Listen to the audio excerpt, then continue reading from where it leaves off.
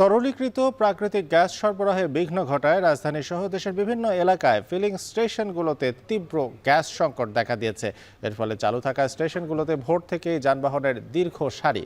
এ নিয়ে আরও জানাতে রাজধানীর শেওড়াপাড়া থেকে আমাদের সঙ্গে যুক্ত হচ্ছেন মাহবুব হাসান রিপন। ফিলিং স্টেশনে চাহিদা অনুযায়ী গ্যাস পাওয়া যাচ্ছে কি না? আমরা জানি পাওয়া যাচ্ছে না, আপনি কি দেখছেন? সরবরাহ পরিস্থিতি কেমন সেটা নিয়ে ফিলিং স্টেশন কর্তৃপক্ষ কি বলছে জানাবেন।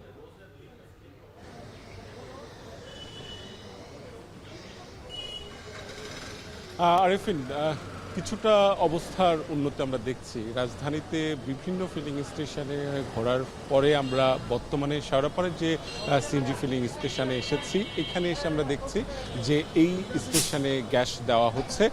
তবে যে চাহিদা মাফিক গ্যাস প্রত্যাশা করছেন চালকরা, ততটুকু তারা দিতে পারছেন না। তবে তারা বলছেন যে 150 থেকে 200 টাকার গ্যাস সিএনজি যে সকল রয়েছে তারা ভরাতে পারছে।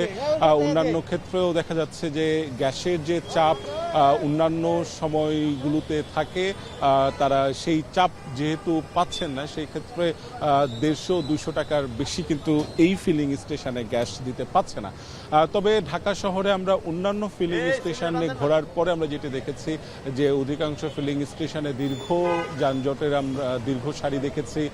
ভোরবেলা থেকে অপেক্ষা করতে দেখেছি, কেউ কেউ মধ্যরাত থেকে অপেক্ষা করছেন দেখেছি। এবং বেশিরভাগ ক্ষেত্রে আমরা যেটি দেখলাম যে সেই জায়গাগুলোতে এখন পর্যন্ত গ্যাসের সরবরাহ না থাকে তারা গ্যাস দিতে পারছিলেন না।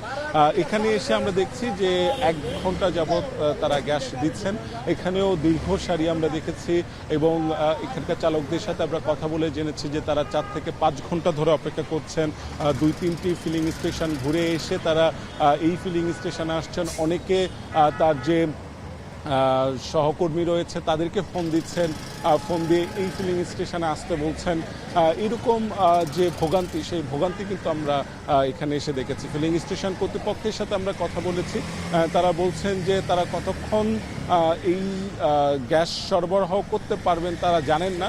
তবে যতটুকু গ্যাস তাদের কাছে রয়েছে তারা সেটি দেওয়ার চেষ্টা করছে এবং তাদের প্রত্যাশা অনুযায়ী গ্যাস দিতে না পারার কথাও বলছেন। চাপ কম থাকার কারণে গ্যাস ভরতে সময় লাগছে এবং এই কারণে আরেকটু যে দীর্ঘ সারি দেখা গেছে, সেই দীর্ঘ সারি কিন্তু চলমান রয়েছে। তো সব কিছু মিলে এখনও ভোগান্তি চলছেই এবং তারা প্রত্যাশা করছেন যত দ্রুত সম্ভব এই ভোগান্তি থেকে তারা আসলে মুক্তি চান।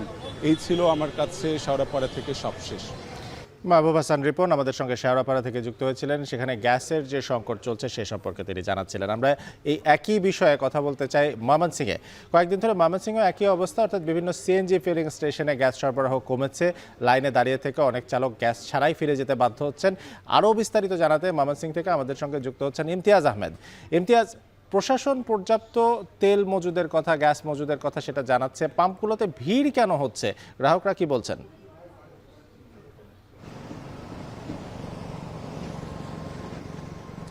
আমরা একটু আগে যে গ্যাস ডিস্ট্রিবিউশনের যে অফিস রয়েছে তিতাসের, আমরা সেখানে কথা বলেছি। তারা স্পষ্ট করে যেটা জানিয়ে দিয়েছেন এবং সাইনবোর্ডও তারা টানিয়ে দিয়েছেন যে মহেশখালী যে মূল ডিপোটা রয়েছে বিশেষ করে এলএনজি, সেখান থেকেই সরবরাহ এবং যান্ত্রিক ত্রুটির কারণে সরবরাহ এই বেশ কিছু এলাকায় সরবরাহ কিন্তু একেবারেই কমে গেছে। এবং ময়মনসিংহের চিত্র যদি বলি, একেবারে স্থবির হয়ে গেছে। ময়মনসিংহ জেলায় যে সিএনজি ফিলিং স্টেশনগুলো রয়েছে সেগুলো একেবারে বন্ধ রয়েছে।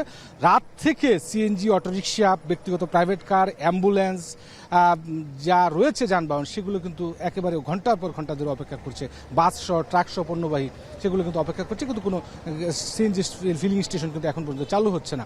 এবং কখন নাগাদ চালু হবে সেই বিষয়ে কিন্তু কর্তৃপক্ষ নিজেই তারা কিছু বলতে পারছে না। এবং সিএনজি যারা স্টেশনের মালিক রয়েছেন তারাও কিন্তু কোনো কিছু বলতে পারছেন যে কখন চালু হবে। সুতরাং দুর্ভোগ, যাত্রী দুর্ভোগের পাশাপাশি পণ্য পারাপার এবং যারা এই চালক বিশেষ করে রয়েছে, তারা এটা দিয়ে জীবিকা নির্বাহ করেন, তারাও কিন্তু আসলে ভয়ঙ্কর সংকটের মধ্যে রয়েছে। সুতরাং 2-3 দিন ধরে এই সমস্যাটা আরও তীব্র হয়েছে। প্রায় 15-16 দিন যাবতই গ্যাসের চাপটা কম ছিল এবং এখন সেটি আরও তীব্র থেকে তীব্র হচ্ছে। শুধু এই সিএনজি স্টেশন না, বাসাবাড়িতে যে গ্যাসগুলো রয়েছে ময়মনসিংহের অবস্থাতে যদি বলি একেবারেই কমে গেছে। অনেক এলাকা রয়েছে যেখানে গ্যাসের রান্নার গ্যাসটাও সেটাও কিন্তু তারা পাচ্ছে না। সুতরাং বিশেষ করে তাদেরকে এলপিজির উপর নির্ভর করতে হচ্ছে। আমরা দেখতে পাচ্ছি যে সিএনজিগুলো দাঁড়িয়ে রয়েছে এবং সিএনজি চালকরাও রাত থেকে ভোর থেকে এখানে অপেক্ষা করছে। তারা আশায় রয়েছেন যে হয়তো কখনো বা এটি সরবরাহটা স্বাভাবিক হবে, কিন্তু কর্তৃপক্ষ যেটা জানিয়ে দিয়েছেন যে খুব শীঘ্রই অথবা খুব অল্প সময়ের মধ্যে বা কয়েকদিন এক দুই দিনের মধ্যে সেটি স্বাভাবিক হবে কিনা সেই বিষয়ে কিন্তু নিশ্চিতভাবে কিছু বলতে পারছে না কর্তৃপক্ষরা, এবং এখানকার স্টেশন যারা চালাচ্ছেন তারাও কিন্তু বলতে পারছেন না। সব মিলিয়ে যদি আমি বলি, ফিলিং স্টেশনগুলো রয়েছে যে সিএনজির, সেগুলো একেবারে সরবরাহটা বন্ধ রয়েছে। যেগুলো হয়তো উপরের কিছু কাছাকাছি এলাকা রয়েছে সেখানে হয়তো গ্যাসের চাপ কিছুটা রয়েছে, কিন্তু দূরের যে এলাকাগুলো রয়েছে সেগুলোতে একেবারে গ্যাস সরবরাহ বন্ধ রয়েছে। এই সিএনজি থেকে শুরু করে বাসাবাড়ি গ্যাসেও কিন্তু একটা তীব্র সংকট দেখা দিয়েছে ময়মনসিংহ অঞ্চলে। সব মিলিয়ে এই ছিল আরিফিন আমার কাছে সবশেষ। ময়মনসিংহ থেকে আমাদের সঙ্গে যুক্ত হয়েছিলেন ইমতিয়াজ আহমেদ। তিনি জানাচ্ছিলেন সেখানে যে গ্যাসের সংকট রয়েছে সেটা সম্পর্কে বিস্তারিত।